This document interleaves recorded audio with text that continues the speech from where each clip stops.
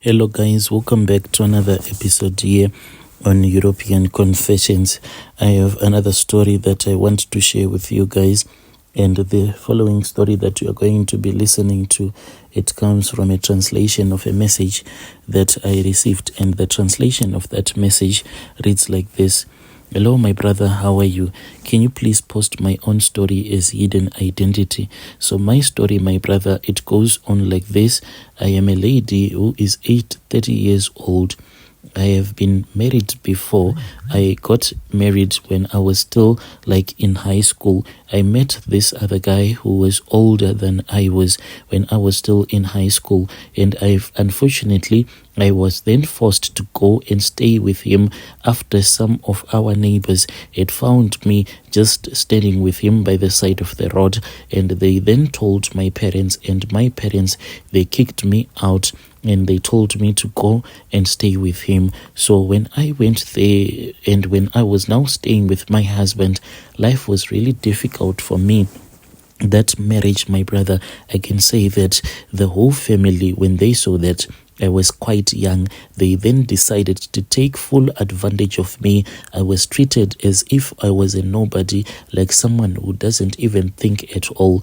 As for my first husband, my ex-husband, he was working in the city and I was staying with his parents back in the village. So I was never given that opportunity to go and visit him in the city. He would only return back to the village whenever he would feel like he wanted to return back, and whenever he would have returned back to the village, his mom would make sure that she would never give me any chance of at all to be happy with my own husband. Then my brother, me and my first husband, we had one kid, and after we had our child, I then went and I spoke with this other traditional healer. She was this other old lady that was staying in that same village. So she knew my situation and she felt sorry for me, because on some days my mother-in-law, she would actually cook some food and she would say that, why do you want to eat the food that I have cooked, since your husband is not sending any money at all? But when my husband would come back, they would make sure that the money that he would want to give me, he doesn't give me, because they hated me a lot. So that traditional healer in that village, she was the only one who understood my situation. She then said that whenever you feel that you are really hungry and you do not have anything to eat, you just come and I'll give you a plate of food. So whenever things were really tight, when I was starving, I would visit that old lady who was a traditional healer. Then she would prepare a plate for me so that I can eat, me and my child. So there was this other day when I had visited that traditional healer. As we were just having a discussion, she then said that let us go into my consulting room, because I want to see if this marriage of yours, if there is any future at all, so that you can make an informed decision. When we were in her consulting room, she then looked at me with disappointment and she said that I have been told by my ancestors that this marriage of yours, it is nothing but a joke. You are not going to grow old with this husband of yours. I do not advise you to make this relationship to work, because there is nothing in this marriage. So when I was speaking with her, she then said that she wanted to give me some herbs, because at that time I wanted her to give me more herbs so that I can fall pregnant. I was thinking, like, if I fall pregnant again, then my husband would love me more than the woman that he was staying with there in the city.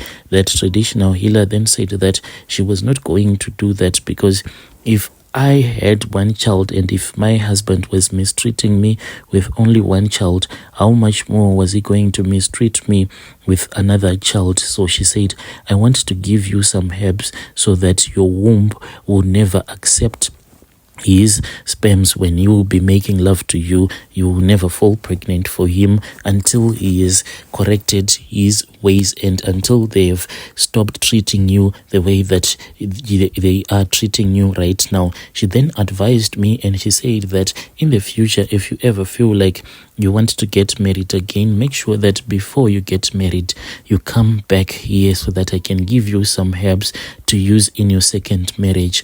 At that time, I laughed when she said that if you ever think of getting married again, I said that would never happen because I had suffered so much in that marriage. All that I wanted was to remain single. So, my brother, after only 2 months, when that traditional healer had told me that my marriage, it was just going down the drain, that was when my husband returned back from the city with another woman who was already pregnant for her. And it seemed as if my husband's relatives, they were really happy because they had hated me a lot. I then went back and I visited that traditional healer and I told her that it was time for me to leave this village since my husband had gotten himself a new wife who was already pregnant. That traditional healer then repeated that same thing that she had told me. She said, if you ever decide to get married again, make sure that you are going to come here so that I can give you some herbs. But I just laughed at her. I then went, my brother, whilst I was on my way returning back to our village after I had stayed with my uncle for a little bit, I then met this other man who ended up stealing my heart. This man lied to me that he was not married, but he was a married man. By the time that I found out that this man, he was a married man, it was already too late because that traditional healer had already given me some charms so that I can use on him to make our love to become very strong, so that the bond that was going to be created between me and him was going to be unbreakable. Yet I was creating a covenant with a man that was already married. So that man, before he had left Zim for South Africa, he had started renting one room for me so that me and him, we can stay together, since he was trying to lie to me that he was not a married man, and I found out later. So this guy, when he left for South Africa, he left his clothes. I then took one of his shirts and I returned back to that village where I had been married once, where that traditional healer was staying.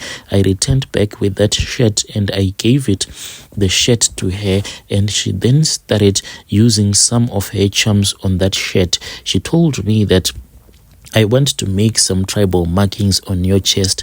Even right now, I still have those tribal markings on my chest. So she took a razor blade, and as she was making those tribal markings on my chest, she was using that man's shirt, the one that I was staying with, who had lied to me that he didn't have a wife. When there was blood that was coming out of my chest, that traditional healer was using the shirt to wipe off the blood.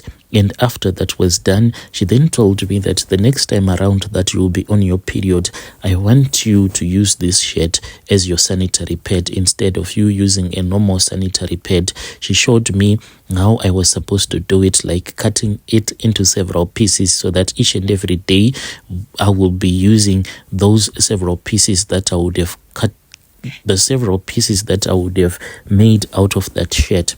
And this is what I did. When I went on my periods, I then cut that shirt into several pieces and I started using them as sanitary pads. Each and every time when the shirt was filled with blood, I would remove it and I would not throw it away. Rather, I would place it inside a plastic bag. And she told me that once I was done seeing my periods, I was supposed to return back to her, and that is what I did. I then returned back to her and she used more herbs and charms on those several pieces of the shirt that was now cut up and was dirty, filled with my period blood. And already at that time, he was now giving me a lot of pressure because of the charms that I had used on him. He kept on saying, please come and join me here in South Africa. That was when I went to South Africa. So this traditional healer, she had told me that when I was leaving her place, when I was going on a bus that would be taking me to South Africa, I should go to the toilet. And she said that when you go to the toilet, when you poo, you are not supposed to use any tissue. You are only allowed to use a tissue when you urinate. She gave me some roots. She said that these roots that I want to give you, I want you to chew them. So what the roots are going to be doing is that they are going to clean your system, but you are not going to have diarrhea. You are just going to have normal poo. But what I want you to do is that along the way, even if you go to the toilet and you poo, make sure that you do not wipe like your backside with a tissue. Just leave it like that. So my brother, when we had our recess, I just felt that I needed to go to the toilet, and I did that poo, and I never wiped myself at the backside with a tissue. I just left it like that until I had arrived at the place where this guy was staying here in South Africa. When I had arrived, I then asked that lady, what was I supposed to do now? Because this man, I knew that he was going to want me and him to have intercourse. Then that healer said that make sure that you are not going to wipe like your private parts. Just leave it to be dirty like that. I want you to sleep with him while your private part is dirty like that, and your backside, do not wash it. You are supposed to wash it tomorrow. So this guy, he started sleeping with me, and he even requested that we should do that style, the one that dogs use when they are having intercourse. But I refused, my brother, because I knew that I was really dirty there. For days I had not bathed, and even when I would go to the toilet to poo, I was not wiping myself with a tissue. So I totally refused. Then the following morning, when my husband had gone to work, then I spoke again with that traditional healer. She instructed me on all the things that I was supposed to do. She told me that I should now go and wash myself, but I should wash myself following her instructions. I then went to the toilet, and she said that now take your finger. You see, Brother Nashi, on your hand, the pointing finger, the one that we used to point. She said, now stick it on your backside and start cleaning yourself like you are using a tissue, but you will be using your pointing finger, just cleaning yourself. And after doing that, I want you to take one of your pots, the ones that you use for cooking, and I want you to pour some water in that pot that you used to cook. Then wash your hands, but do not use any soap. And as for the water that would be dirty, do not throw it away, just leave it. And when you are preparing food for him, now I want you to use that water, and you are not supposed to eat that food. Make sure that you are not going to eat that food. So I then started doing those rituals. I went to the toilet and I cleaned myself at the backside with my pointing finger. I then took a pot and I washed all of the dirt that was on my pointing finger using water that didn't have any soap. Then at night I cooked for my husband. I had already eaten and I told myself that I wanted something light. He then went to the spaza shop and he bought a light meal for me so that I can eat. And life, my brother, it was really great. We were enjoying love. I was then told that after I had performed this ritual for 7 days, there was another ritual that I was supposed to do so as to strengthen my relationship with my husband. She then told me that for 7 days, what I had to do is that I was supposed to only wear only one undergarment, and I was supposed to wear it each and every day. Even if I had other clean ones, I had to use the one that I would be wearing when I would start doing this ritual for the next 7 days. What I will do is that throughout the day, I would then take that undergarment, then I would wear it. Then late at night, that is when I would remove it. And when I would be bathing, instead of me washing that undergarment of mine, I will just place it in a small plastic bucket that just had a little bit of water, and I was not supposed to wash it. Then that undergarment would be inside that small bucket of water until the next morning. And when my husband would have gone to work, I would take it. Then I will just place it on a washing line, and the water that would be there, that is the water that I used to cook the food for my husband, as well as giving him water to drink when he would have returned back from work. When he would say, please, my wife, give me some water to drink, I'll just take water that I would have mixed with the water that will be inside that bucket where I used to place that undergarment that I was wearing each and every day. So I then fell pregnant, and my brother, until I gave birth, that traditional healer then told me that I had to take my husband's boxer shorts, and after I would have taken one that was dirty, then I would wash it without using any soap, and after washing it, I would place the water inside a cup. When my husband would be at work, I would take that dirty water that I would have used to drink, that I would have used to wash his boxer shorts, then I'll start drinking it,